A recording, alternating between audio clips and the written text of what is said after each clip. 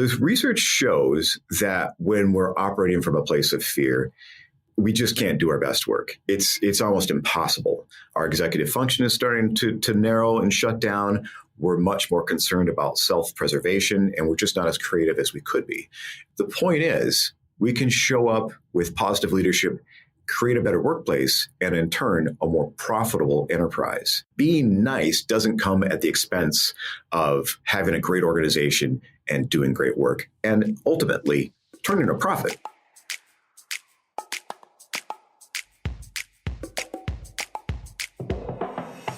Welcome to What's Possible, where leadership thrives. I'm Ilene Schaffer, and I'm glad you're here. Behind every powerhouse communicator and relationship builder is a strategic thinker who leads with curiosity. Because of that, we believe that your journey to becoming the best leader starts with you.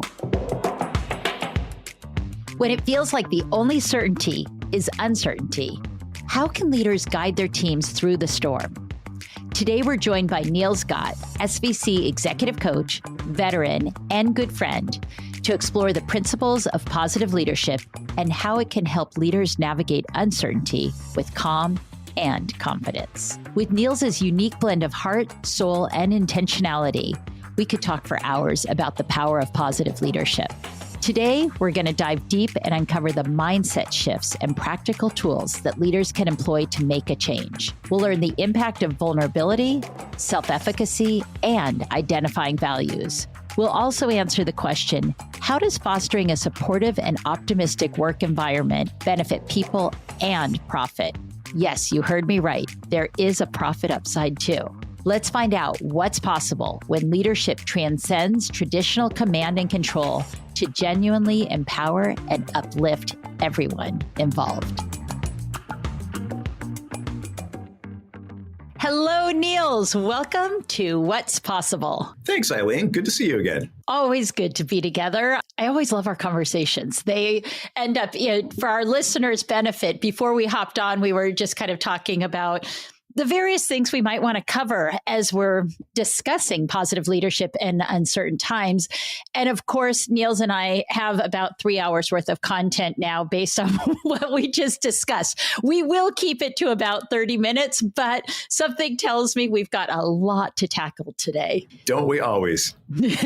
Indeed. So Niels, for those of our listeners who have not yet been introduced to you, I'm going to let you take a moment to just introduce the favorite parts of Niels Gott to our audience.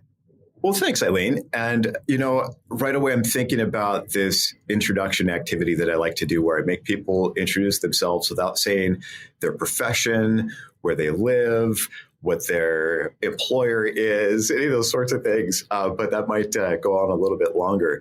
If I was going to use that introduction, I would describe myself as a lifelong learner, someone who is heart-centered and cares about making the world a better place. But in more specificity, I am a veteran, served nearly 22 years in the Army National Guard. About half of that was active duty. After I got out of the military, began my journey to become a coach. And so these days, I spend my time as an executive coach, and I get the privilege of facilitating leadership development workshops. And in my quote unquote free time, I'm a proud papa of 3 little ones.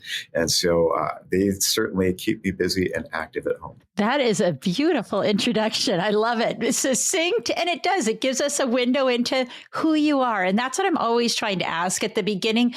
People can pop on LinkedIn. They can see your academic and your experience background, but what I prefer is who's the person. So thank you for sharing that. The one thing I did not hear is you have a new exciting program that you're just launching. So I'd love you to share that with the audience. Thank you. I really appreciate that. You know me, it can be tough to feel like I'm being self-congratulatory. So I appreciate you making space for that. I'm very excited to be starting a 6-week program called the Mindful Leadership Lab. We'll be kicking this off in early January, and it's focused on leaders that are navigating uncertain times and want to show up with more presence and show up in a more mindful way. And the reason why any leader or any person in general would want to do that is not only does it help us better navigate uncertainty, it helps us show up more authentically. It helps us espouse some of the principles of positive leadership, it helps us be more resilient. So I am very excited to be kicking this off. It's on my website, so I imagine we'll have a link in the show notes if people want to find out more information. But if you're the kind of person that is interested in making the world a better place, reach out and say hi. Love it. Thank you for sharing that. I appreciate it. And one thing that I have the privilege of introducing Niels, not only to our one-on-one, one-to-one clients who are looking for leadership coaching at the most senior levels, but also when Niels will often come and do presentations for our HR partners. And one of the ways that I describe you that I think just really hits is you bring the military background, which has that structure. It has that kind of more of a, I don't want to say rigid, but more orderly kind of way about life. But the thing is, that's not just who you are. You're able to bring that and you blend it so beautifully with heart, with soul, with intention and meaningfulness. And I think it's sometimes rare to find somebody who blends those two sides so seamlessly. And oftentimes when we get leaders looking for coaching and they do want someone who really can help with strategic visioning, productivity, efficiency, all these things, yet they want somebody who allows them to be vulnerable, allows them to show up as their whole complete self. Immediately, my mind goes to you because you have that ability to swim between both seas. Wow. Thank you. That really fills my heart. I really appreciate that. And what I love is when we can create that space for leaders to be vulnerable. So I really appreciate those very kind words. Thank you for that. Yes, absolutely. Let's dive in before we jump into positive leadership in uncertain times. Let's define actually both of those. Let's define what is positive leadership when we're talking about that, and what do we mean by uncertain times too? Right on. Well, for positive leadership, it's quite simply leadership that's rooted in the principles of positive psychology. Sometimes when I say positive leadership, and especially to someone that hasn't heard that term before, they might just say, well, isn't that just being a nice person? Isn't that just being a friendly, happy-go-lucky kind of leader? Not at all. I mean, it's nice sometimes if you have those qualities, but that's not what this is about. And similarly, positive psychology can be misunderstood. People will think, well, isn't that just positive thinking? Well, again, it's nice if you're there, but that's not the point. That's more of the output rather than the starting point. And so the starting point with positive leadership is strengths and values and creating psychological safety. And so when I say it's rooted in the principles of positive psychology, those are some of the things that I'm talking about. Because as a leader, I want to espouse a style of leadership that focuses on creating a supportive and optimistic work environment. And by emphasizing strengths, by emphasizing a growth mindset, by maintaining that optimism, positive leadership can help your team show up to do their best work. Because at the end of the day, that's all anybody really wants to do. And so positive leadership is focused on how can we create that kind of space. Some folks might hear that and say, well, isn't that just psychological safety? Maybe, and that can be part of it. I think a leader that really is living into positive leadership will have a space that is psychologically safe. Positive leadership is more about what are you doing as a leader specifically that can then in turn create psychological safety or again, create the kind of space where people can show up and do their best work. So that's sort of the nutshell about what positive leadership is. So one question around that, Niels, when you say positive leadership and we talk about it's rooted in positive psychology. And so its strengths, its values, focusing in on supporting a more optimistic workplace and one where, again, people feel supported. For those listeners who are starting to cringe thinking, okay, but it's not all rainbows and unicorns. And so how do we get real work done when that's what we're focusing in on? How do you answer that? That's a very common response, and I love that. The thing that I talk about right away is the difference between a fear-based approach and an approach with a growth mindset. The research shows that when we're operating from a place of fear, we just can't do our best work. It's almost impossible. Our executive function is starting to narrow and shut down. We're much more concerned about self-preservation, and we're just not as creative as we could be. And so traditional types of leadership, for whatever reason, tend to focus on that command and control kind of approach that results in fear. It scares people. It makes them nervous. It creates anxiety. And so, sure, initially positive leadership sounds like it's all puppy dogs and rainbows. The point is, we can show up with positive leadership, create a better workplace, and in turn, a more profitable enterprise. And so we're talking about threading the needle here a little bit, but being nice doesn't come at the expense of having a great organization and doing great work, and ultimately turning a profit, which business is all about at the end of the day. Yeah. Well, and I know we were quite excited when the research report came out that did link greater well-being with profitability. And if your well-being is plummeting because you're in an environment where you constantly feel extraordinary stress, I want to be cautious here because some stress is really helpful and it can motivate us forward. Then we can kind of cross that limit where stress can take us down. It can impact our productivity, our efficiency, our ability to connect with others. And so when we can create that environment that you're talking about, where somebody's well-being goes up and they're feeling more connected, more engaged, we now have that research that does show that profitability also goes up. Right on. And I think that's the perfect thing to point out. A certain amount of stress is necessary. That's the other thing that the research shows, is that we need some stress to feel challenged and to rise to the occasion and to do our best work.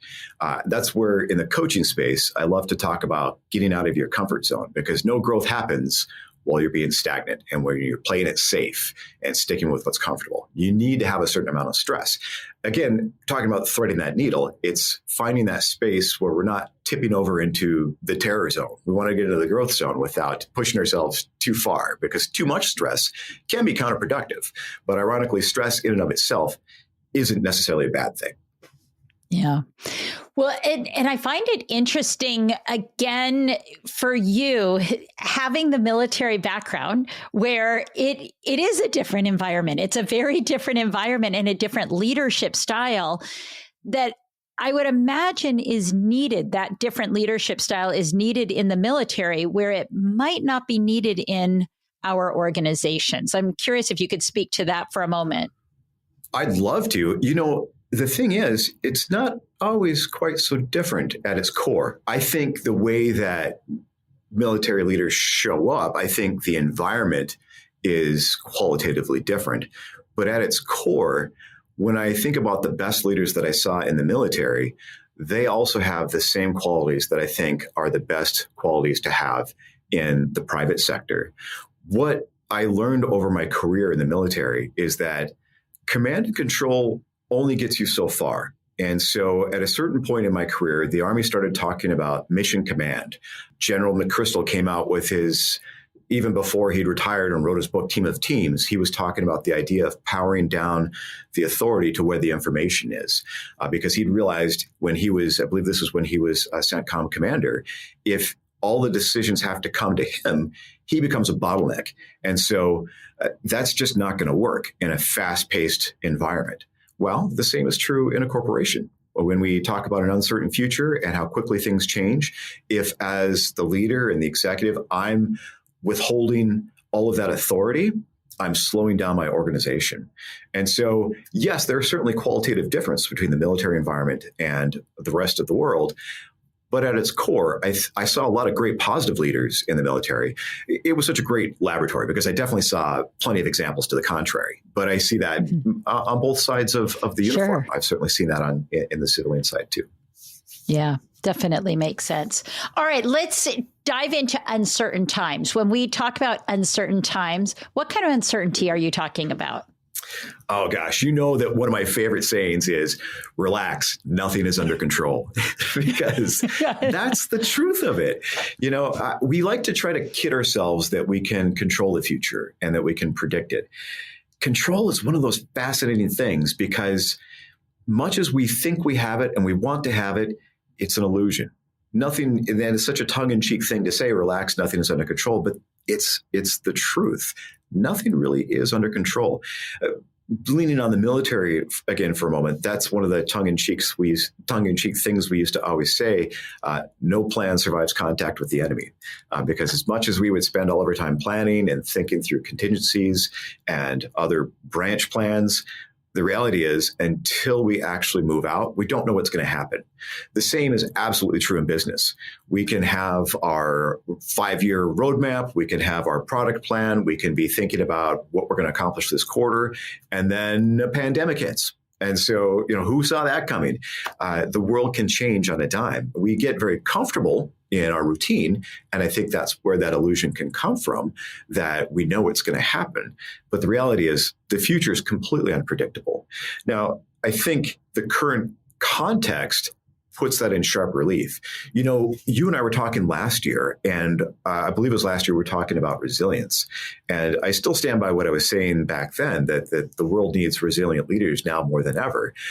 But I had no idea what was going to happen in the year since. And boy, was that, you can't go wrong with a prediction like that you're always going to need resilience. But I certainly would have predicted all the things that have happened. And we don't need to enumerate everything from the conflicts that are happening around the globe to the state of politics to uncertainty about the economy. My goal here isn't to stress people out, but if you look around, there's certainly lots of uncertain things. And so I think it's important to recognize the environment we're in. But as long as I'm talking about uncertainty, I think it's useful to remind people of the context. I like to talk about this sense-making framework called the Cynefin, which is it's a Welsh word. Dave Snowden gets a lot of credit for popularizing this idea. It's not a model, it's a sense-making framework. And the reason why I like to talk about this is that Dave does a great job of pointing out, he's got 4 quadrants.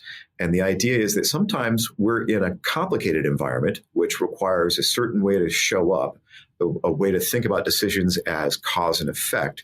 We might be thinking we're in a complicated environment. We're making decisions in that way.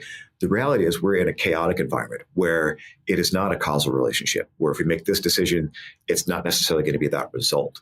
And so I just throw that out there as a tool for leaders to use when they think about the environment that they're in. It's important to always be assessing what kind of environment we're in so that the decisions we're making are appropriate for the context. Yeah. It really interesting thought.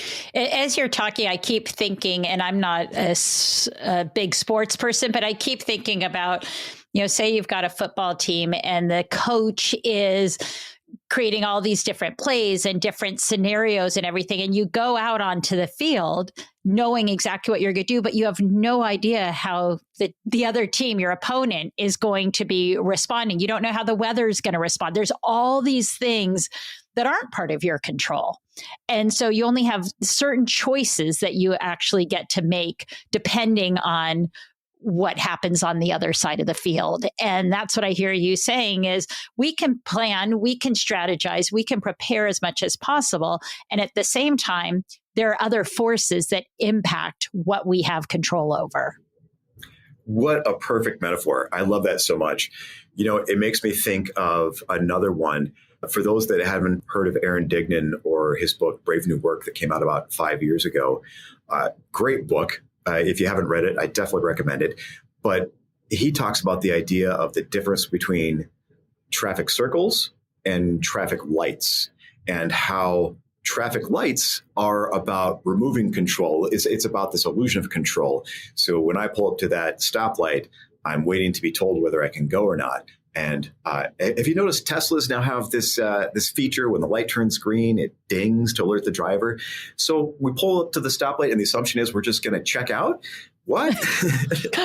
And so that's why he talks about the difference between a traffic circle and a traffic light, because in a traffic circle, you've got to be paying attention, and it requires flexibility. It requires collaboration. And so much like you draw on the sports analogy, you just don't know what's going to happen. I like to point out not only that, as a leader, what kind of a context are we creating to be able to deal with uncertainty? Do our policies look like traffic signals, or do they look like a traffic circle where it's going to require decision-making, collaboration, and really autonomy, not just autonomy, but agency of our team members? Yeah. Yeah. One big thing that this makes me think about with some of our clients, and some of our listeners might have experienced this, is mergers, acquisitions, where you're on the receiving end of something like that. So you have the best laid plans, and next thing you know, you've been bought out, you're going to be, acquired. How do you coach someone through that? You're working with a senior leader, and this is so unexpected, and things are coming down from above. Even though they are part of senior leadership, there's a period of time where they're caught by surprise. And, when you think about, there's the model for change, Prochaska's model for change, and pre-contemplation is where it starts. So when you're not even thinking about it, and then contemplation, when that information starts to seep out, and then you kind of go around the circle of change. How do you coach someone where they've gone from pre-contemplation, no idea something's coming down the pike, to contemplation, and now they need to show up with confidence and calmness for their teams? What a great call out. And as you know, we worked with a company in the not too distant past that went through a situation like that. And the one side note that I have to point out is that part of why we're talking about positive leadership in uncertain times is that there's stress that comes with it that causes people to show up differently. And so during that pre-contemplation phase, some folks that get stressed out start to exhibit behaviors that, shall we say, are less than desirable. I might even say border on toxic. And so, in terms of coaching a leader that's going through that, I know that what I want for that leader to be able to do is to step into that calm confidence like you're talking about. And so even though that's what I want for them, and, as a coach, it's not my agenda. I need to kind of park that at the door. But I do want to remind the leader that all that they really are in control of is themselves. That's all any of us are ever in control of, is our own self and how we're going to show up. And that's another reason why I get so passionate about this topic, because positive leadership is such an excellent opportunity to navigate storms like that when we're going from the pre-contemplation to the shock of, oh crap, we're getting bought out. We know that a bunch of us aren't going to make it through this merger. You could do the math. You can see a lot of us are going to be heading to the door. And so when we're working with that particular company, we certainly saw all sorts of examples of all of those reactions. And, a mutual acquaintance of ours, I've had the pleasure of getting to know through that transition, and now on the other side. And that person is just such an inspiration of what you talk about with that calm confidence. I will say, confidence is one of those things that can be misunderstood, because when I think about confidence, that is one of the qualities that a leader really needs. And I think it plays into positive leadership. But there's a difference between being confident and being foolishly arrogant. I think that to be confident, we have to show up with a little bit of vulnerability, but we have to show up with some self-efficacy. And what I'm talking about here is the difference between pretending that I know what to do and naming that I don't know what the right answer is, but I believe we're going to figure it out. Because self-efficacy, of course, is the belief that we can do something. And so that's what I like to coach leaders through when we're dealing with that, is remind them of the tools that they have available instead of panicking about this huge sea change that is about to happen. What are the things that are under your control? How can you tap into some self-efficacy? How can you display that confidence that doesn't come from a place of hubris and arrogance, that you're pretending? Because at the end of the day, none of us have it figured out. Much as we'd like to pretend that we do, none of us has it all figured out. And so I think that's really the key. Yeah. Well, and what I hear in that too is being able to be transparent to the level that you can be transparent. So being able to share, hey, I don't know what's going on, but what our team can work on now is X, Y, or Z. Or as I get more information, I'll be sharing that out. Or there's some things that I can't share quite yet. However, what I know we can do in this moment is X. But the more you can talk through and show some just transparency and vulnerability on behalf of the leader is what I'm hearing will serve you well. Oh, absolutely. Gosh, I could not agree with that more. That makes me think about, to lean back on the military examples, some of the worst advice I ever got in my life was a young cadet on my path to become a commissioned officer at the University of Minnesota. And our professor of military science came from the old Army, crusty old lieutenant colonel that was bitter because he got passed over. And he was all about never say you're sorry, never admit you're wrong. And that was the school that he learned. And so when he was trying to train us that way, I just instinctively was like, man, that doesn't seem right. That doesn't sit with my values.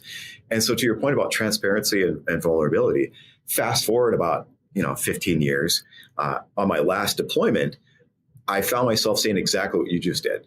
Hey, look, I'm going to tell you everything I can. There's some things that I have to withhold until I can release it, but I'm going to operate from a place of transparency. And the other thing that I kept saying was, look, at the end of the day, I'm wearing this rank on behalf of you. I'm not wearing this rank for my ego.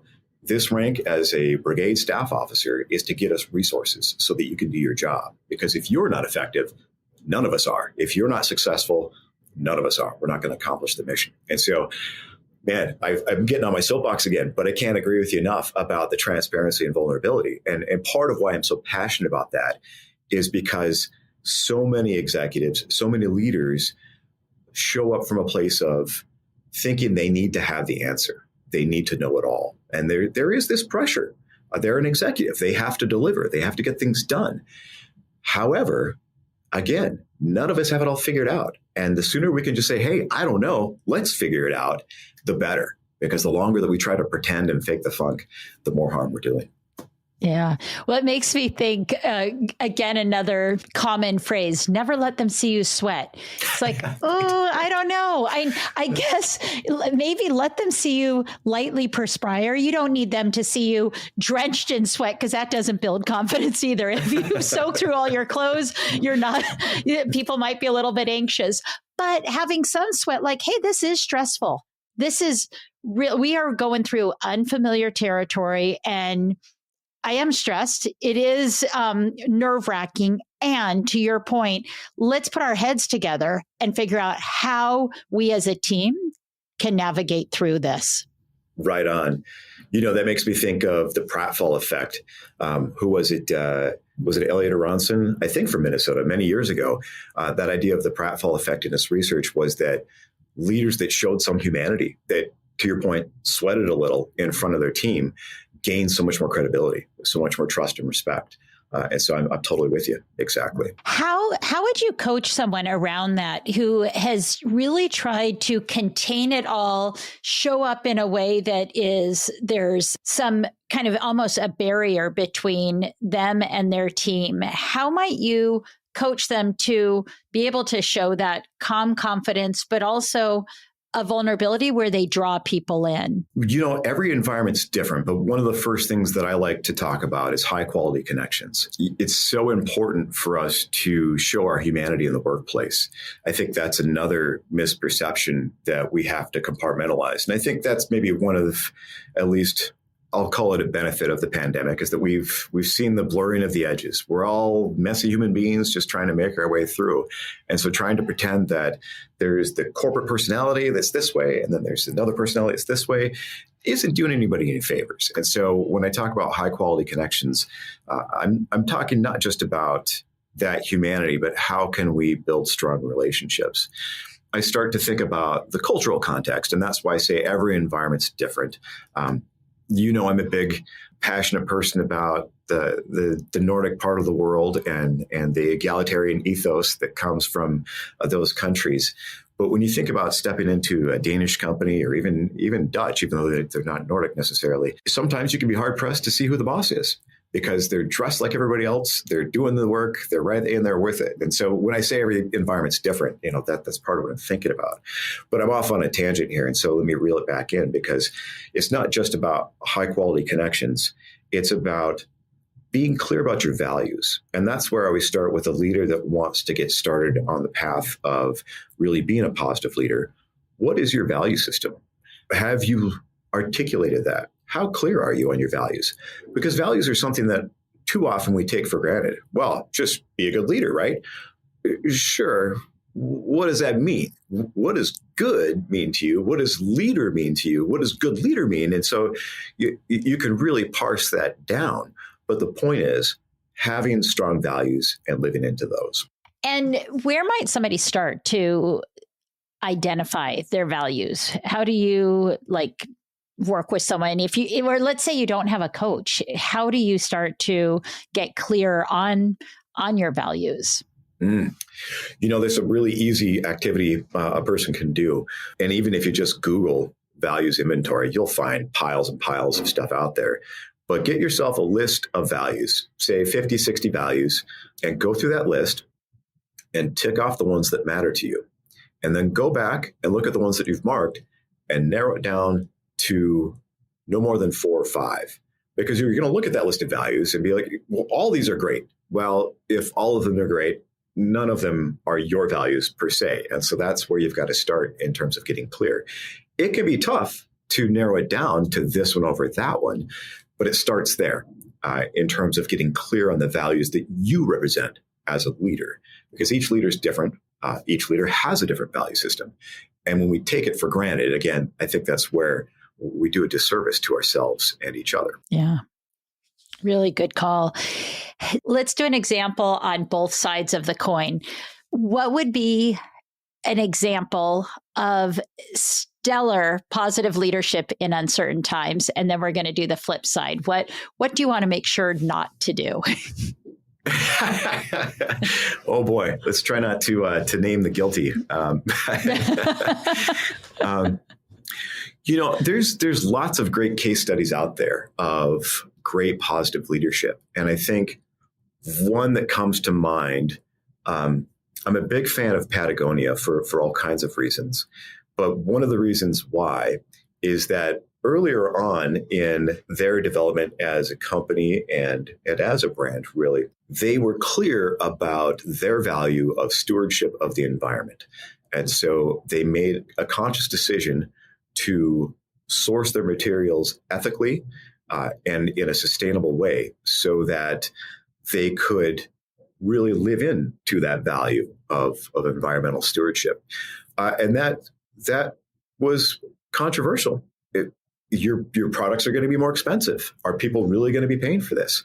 Well, they've done well over the years, and they continue to stand their ground that is the one thing that is non-negotiable for them as a company and as a team. And so I think that's another great way, because no one knows if that was going to play out. Sure, it's a great value, and I think that's a great way to lead, but they couldn't know for sure that was going to play out over the long run. Fortunately, it has, and they make great stuff, and it hurts a little bit but when I go buy their stuff, but I love it because it's always high quality, and I never feel bad about wearing that, because I know that even though nothing's perfect, they've done the best they can to live into that particular value. So what would you say are some qualities that are counter to positive leadership? Right on. We've talked about a couple of them so far already, but I think leaning into command and control can be counter to positive leadership. Because again, none of us have all the answers. And when we retain that authority and agency, we're doing a disservice to our teams. We're not creating the kind of environment that can unlock their strengths, which again is what positive leadership is about. How do we create a space where people can use their strengths to their fullest? That's one of the first ones that I think about. I also, speaking of values, I think about some important ones. Part of why integrity has always been so important to me. I learned that in the Army, but I think that was a value of mine before I got there. In the Army, we talked about it as doing the right thing even when no one's looking. That's really what integrity was about. When you think, it doesn't take long when you think about the opposite of integrity to come up with some examples of how that is counter to positive leadership. So I think those are some obvious ones. You talked about transparency before. I think that's another one. I mean, it goes hand in hand with that command and control idea. Really removes the ability of your team to do their best work because they no longer have full information. So often I'll be working with a company and they'll complain about silos. And that's why silos are a problem. You don't know what's going on in the other part of the organization, and it creates so many inefficiencies at the end of the day. Yeah, well, and when you think about it, as organizations, they're systems. They're systems. They are not meant to be operated by one person. So if you have an organization and you have silos, chances are that is not leading as effectively as you could be leading. And so how might you as a senior leader start to break down those silos, increase communication, and impact the effectiveness of the system? I love that. Was it Deming that said the system is perfectly designed for exactly the results that it's getting? So you've got to take a systems view. Absolutely. So if people were to walk away with one mindset shift, what would you hope? I would hope that a leader would walk away with the mindset that showing up as a positive leader is such a powerful asset for them to be able to navigate uncertain times. And again, positive leadership isn't about just puppy dogs and rainbows and being nice to everybody. It's great if that's the case. Positive leadership is about so much more. Are you creating the kind of environment where your team can do their best work? I am going to ask a different question than I normally ask, but because you have gotten so involved in rituals and positive rituals, I am curious if you can share one positive ritual that you might recommend to a leader who wants to embrace positive leadership. Oh, I love that so much. You know me so well, Ilene, just teeing up the softballs for me. I think one great positive ritual is setting each day with intention. And this is part of what I'm doing with this mindful leadership lab that we talked about. Part of the journaling is a very simple process each morning to be clear on who I want to be today, how I want to show up. That simple, short, sweet, positive ritual helps set me up for success so well, because now I am being thoughtful about the decisions that I'm going to make. Yeah, I really like that. And it goes back to the values.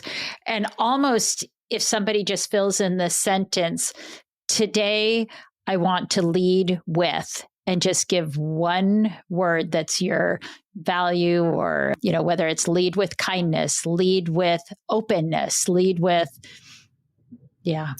Fantastic. Absolutely. I love that. That's beautiful. Before you get out of bed, say that to yourself. Today I want to lead with. That could be your morning ritual. Thanks to Niels. And what is possible when somebody embraces a positive leadership style in times of uncertainty? What's possible is that we can rise to the occasion with the full talent and genius of our team. I like that so much, because it has nothing to do with the individual. It's you are rising on behalf of your team. And I will ask you one book that you have, I was going to say read in the last couple months that really impacted you, but you've mentioned several really good books on this podcast. So I'm going to ask you to take one of those books that you would most highly recommend for our leaders and HR professionals to read. Going to make me narrow it down? Oh, gosh. Yes. I'm like a kid in a candy store when you talk about books, you know that.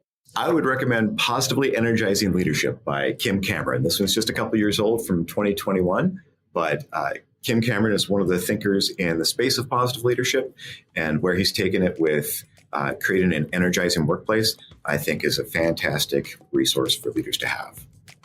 Wonderful. Boom. Niels Gott, thank you for joining me on What's Possible. Thank you so much for having me. Always a pleasure. Thanks, Ilene.